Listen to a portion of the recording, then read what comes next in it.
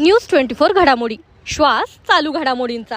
योगेश गलांडे हल्ला प्रकरणातील मुख्य आरोपी अडचणीत, चिरंजीव गाढवेचा अटकपूर्व जामीन रद्द। अहिल्यानगरमध्ये मोठी न्यायालयीन कारवाई।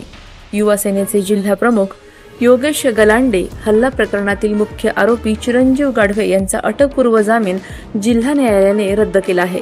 जामिनाच्या अटींचा भंग आणि जामिनाचा कथित गैरवापर केल्याचे लक्षात घेत न्यायालयाने गाढवे यांना 6 ऑगस्टपर्यंत MIDC पोलीस ठाण्यात शरण येण्याचे आदेश दिले आहेत। योगेश गलांडे यांच्यावर डिसेंबर 2025 मध्ये प्राणघातक हल्ला झाल्याप्रकरणी गाढवे यांच्यावर बंदुकीचा वापर केल्याचा आरोप आहे।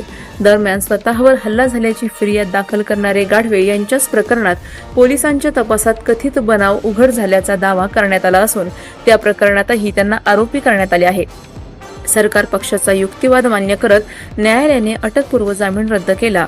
आता 6 ऑगस्टपर्यंत गाढवे शरण येतात की पोलिसांकडून पुढील कारवाई होते याकडे सर्वांचे लक्ष लागले आहे।